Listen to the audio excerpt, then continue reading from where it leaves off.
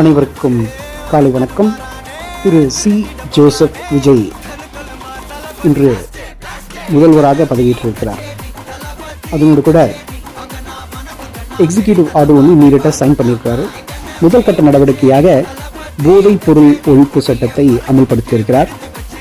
எந்த தமிழகத்தில் எந்த குழந்தைகிட்டையும் எந்த டீனேஜர்ஸ் கிட்டையும் போதைப் பொருள் போகக்கூடாது என்கின்ற ஒரு உயர்ந்த நோக்கத்தோடு இந்த எக்ஸிக்யூட்டிவ் ஆர்டரை இம்மீடியட்டாக சைன் பண்ணியிருக்கார்.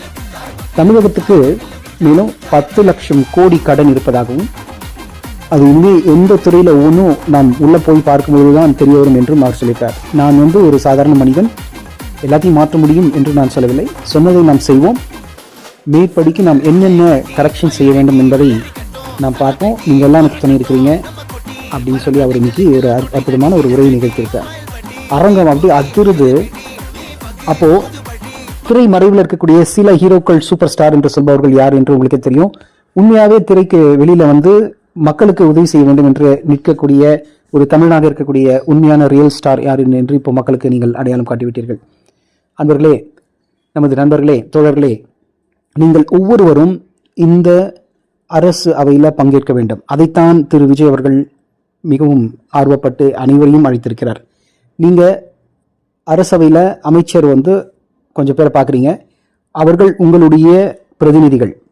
உங்களுடைய தொகுதியில் இருக்கக்கூடிய ஒவ்வொரு தலைவர், ஒவ்வொரு எம்எல்ஏவும் நீங்கள் வாக்கு கொடுத்து அவர்களை வரவழைத்திருக்கிறீர்கள்.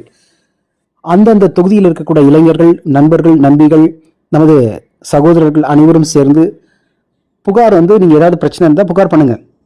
டிவிக்கு ஆஃபீஸ்க்கு போய் வாங்க, டிவிக்கு ஆன்லைன் போய் பாருங்க, எப்படி புகார் அளிக்க வேண்டும், நமது திரு விஜய் அவர்கள் எப்படி நாம் சக்சஸ்ஃபுல்லாக கொண்டு வர முடியும். தமிழகத்தில் மட்டுமல்லாமல் இந்தியா முழுவதுமே இருக்கக்கூடிய ஒரு முதன்மையானவன் முதல்வர் என்கின்ற ஒரு பெயர் வாங்கணும். தமிழ்நாடு 10 லட்சம் கோடி கடனில் இருந்து மீண்டு தி பெஸ்ட் மாடல் ஸ்டேட் என்கின்ற பெயரை அடைய வேண்டும். உலகம் முழுக்க நமது நாட்டுக்கு வர வேண்டும், தமிழ்நாட்டுக்கு குறிப்பாக வர வேண்டும் என்பது அவருடைய ஒரு சிறந்த கொள்கையாகவும் இருந்து வருகிறது. இளைஞர்கள் குறிப்பாக இது உங்களுடைய வெற்றி. ஒவ்வொரு இளைஞனும் அரசியல் என்பது என்னவென்றே தெரியாமல் தூங்கி கிடந்த ஒவ்வொரு இளைஞனையும் இளைஞர்களையும் தட்டி எழுப்பி ஒவ்வொரு ஓட்டும் ஒரு மனிதனுடைய உரிமை என்று சொல்லிக் கொடுத்தவர் நமது விஜய் அவர்கள். நான் ஏதோ விஜய் கட்சி அப்படின்னு சொல்ல வேண்டாம். சில நிகழ்வுகள் அவரை இன்ட்ராக்ட் பண்ணக்கூடிய சந்தர்ப்பங்கள் அதெல்லாம் பார்க்கும்போது இவர் கண்டிப்பாக ஒரு சிறந்த தலைவர்.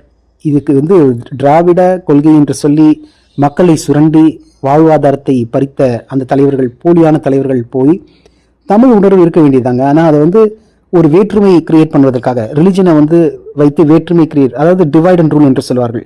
அதை